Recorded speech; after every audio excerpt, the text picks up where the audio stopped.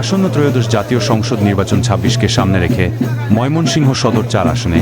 BNP মনোনীত ধানের শীষ প্রতীকের প্রার্থী জননেতা মোহাম্মদ আবু ওয়াহাব আকন্দ ওয়াহিদকে বিজয়ী করার লক্ষ্যে মহানগর বিএনপির সদস্য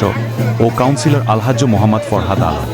আলহাজ্জ মোহাম্মদ কামাল উদ্দিন আহ্বায়ক ১১ নং ওয়ার্ড বিএনপি নেতৃত্বে এক বিশাল নির্বাচনী বর্ণাঢ্য মিছিল অনুষ্ঠিত হয়েছে ৬ ফেব্রুয়ারি ২৬ শুক্রবার বাদ মাগরিব ৬টায়। নির্বাচনী মিছিলটি নগরীর নোমহল গুরুখোয়ার মেয়ার হতে শুরু হয়ে ১১ নং ওয়ার্ডের এলাকা এবং সড়ক সমূহ প্রদক্ষিণ করে আলহাজ্জ মোহাম্মদ কামাল উদ্দিন আহ্বায়ক ১১ নং ওয়ার্ড বিএনপি ও মহানগর বিএনপির সদস্য ও কাউন্সিলর আলহাজ্জ মোহাম্মদ ফরহাদ আলমের নেতৃত্বে ১১ নং ওয়ার্ড বিএনপি ও সকল অঙ্গ ও সহযোগী সংগঠনের নেতাকর্মীবৃন্দের যৌথ উদ্যোগে আসন্ন ত্রয়োদশ জাতীয় সংসদ নির্বাচন ২৬কে সামনে রেখে ময়মনসিংহ সদর ৪ আসনে বিএনপি মনোনীত ধানের শীষ প্রতীকের প্রার্থী জননেতা মোহাম্মদ আবু ওয়াহাব আকন্দ ওয়াহিদকে বিজয়ী করার লক্ষ্যে ৬ ফেব্রুয়ারি ২৬ শুক্রবার বাদ মাগরিব ৬টায় এক বিশাল নির্বাচনী বর্ণাঢ্য মিছিল অনুষ্ঠিত হয়েছে ময়মনসিংহ সদর ৪ আসনে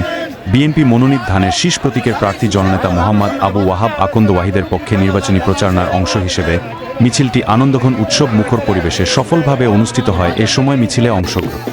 করেন মহানগর বিএনপির সদস্য কায়কোবাদ মামুন, নজরুল ইসলাম ভূঁইয়া, খন্দকার মাসুদ, মফিদুল ইসলাম মেহন শাহ, সম্পাদক জাতীয়তাবাদী শ্রমিক দল ময়মনসিংহ জেলা দেবব্রত দাস, দুকুল শ্রমিক দল মহানগর যুগ্ম সাধারণ সম্পাদক,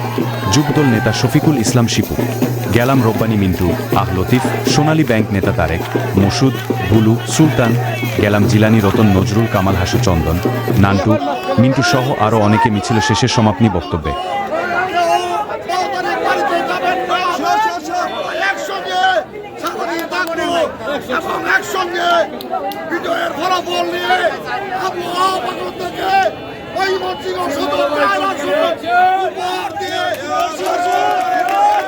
জনাব আলহাজ্জ মোহাম্মদ কামাল উদ্দিন বলেন,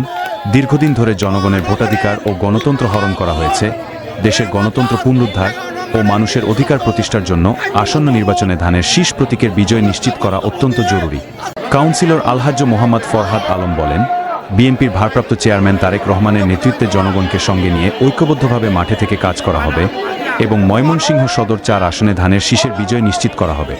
জনসভায় বিএনপি ও এর অঙ্গ ও সহযোগী সংগঠনের বিপুল সংখ্যক নেতাকর্মী ও সাধারণ জনগণ অংশগ্রহণ করেন। পুরো অনুষ্ঠানটি শান্তিপূর্ণ ও উৎসবমুখর পরিবেশে অনুষ্ঠিত হয়।